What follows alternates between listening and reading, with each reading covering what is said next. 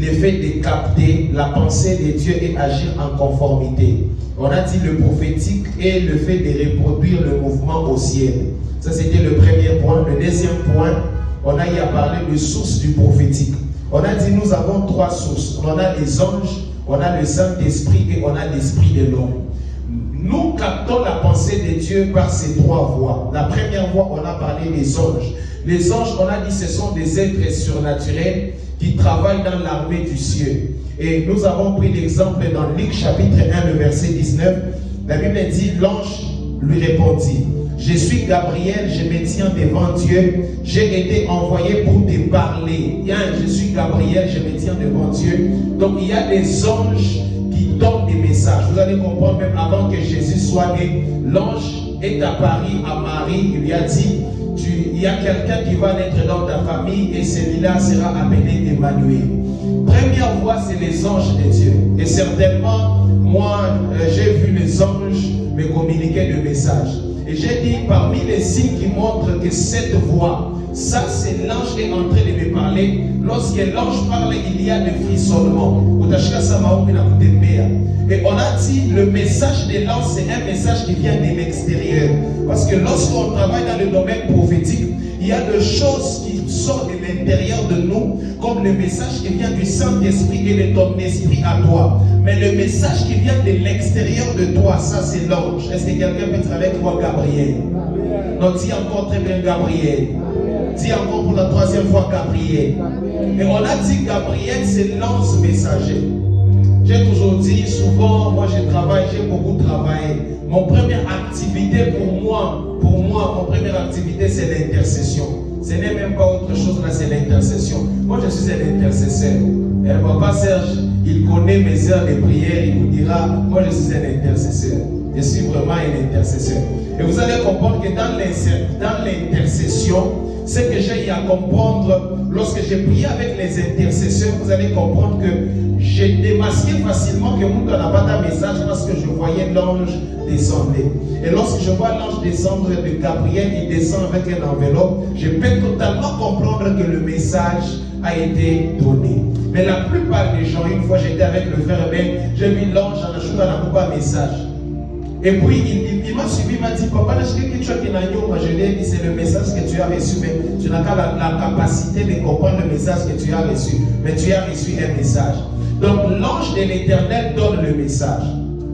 C'est pourquoi vous allez comprendre, même dans Apocalypse chapitre 4, Dieu, l'ange de l'Éternel était en train de montrer des visions aux prophètes et à l'apôtre Jean, qui était en train de travailler dans l'office de prophète et d'apôtre. Il était en train de lui montrer des visions. Apocalypse 1, 2, 3, 4. Arrivé à 4, l'ange lui dit, monte ici. Donc cela veut dire que l'ange a la capacité de parler quelqu'un. Parce qu'il est envoyé directement du Très-Haut.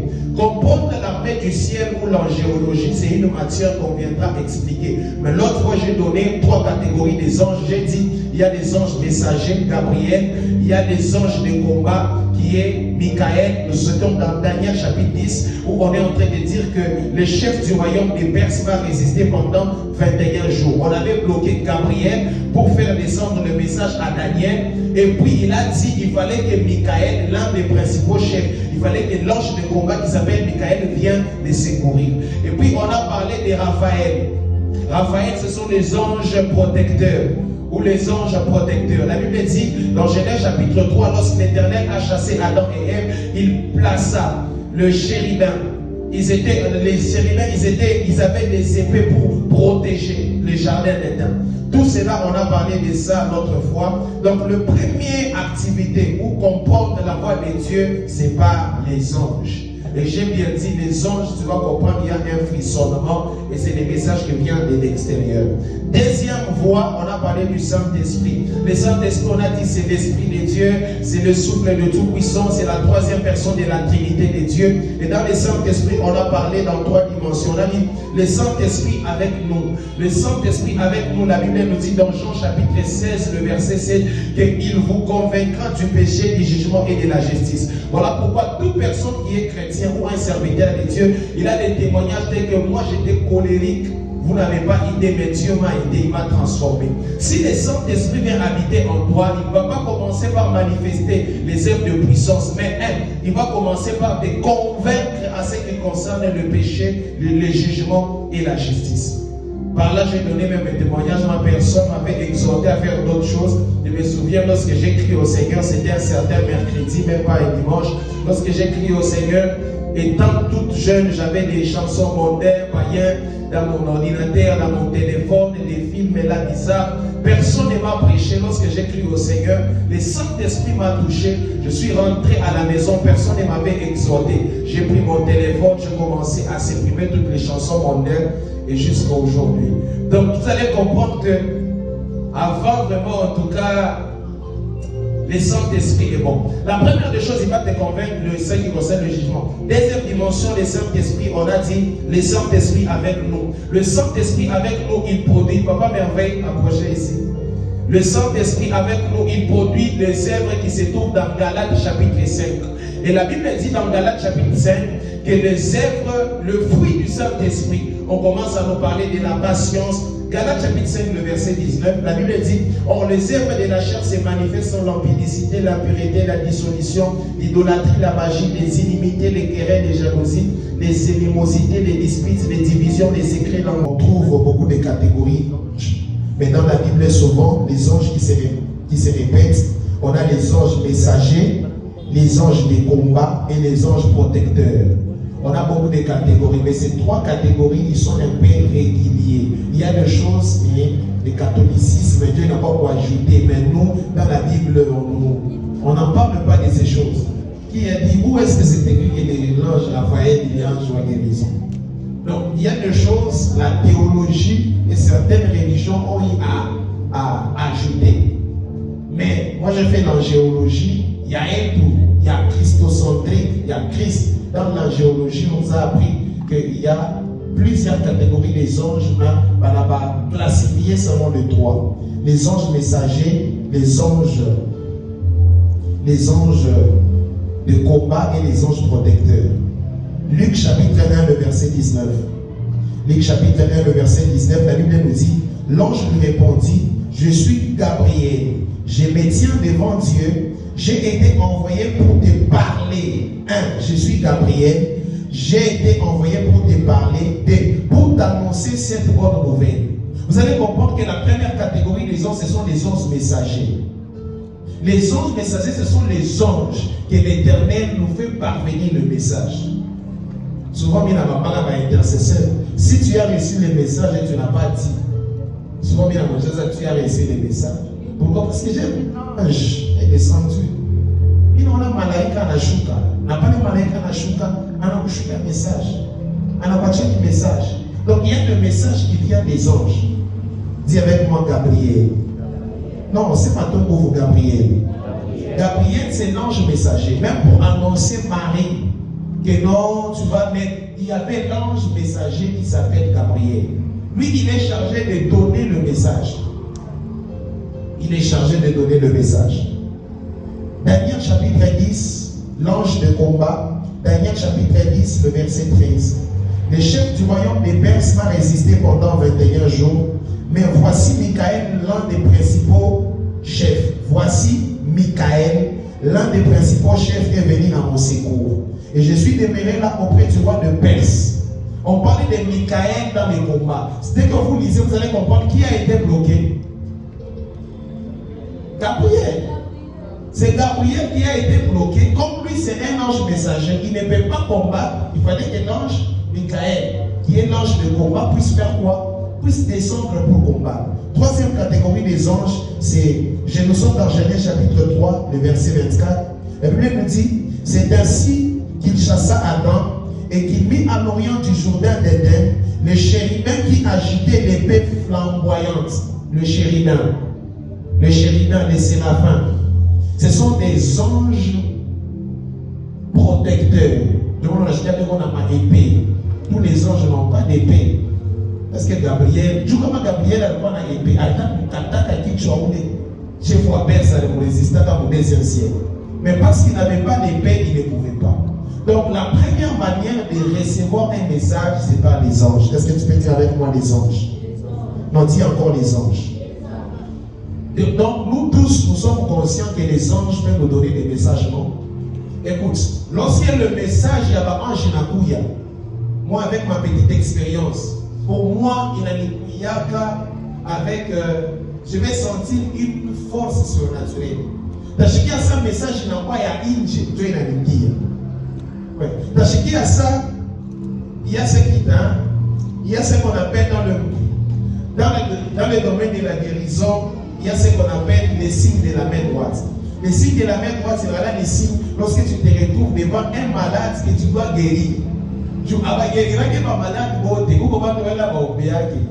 Nous étions dans la parcelle avec mon papa, on allait dans quelqu'un qui souffrait du diabète, avec mon parcelle voisin. On dit ici, il y a un prophète là. On a dit oui, on dit papa,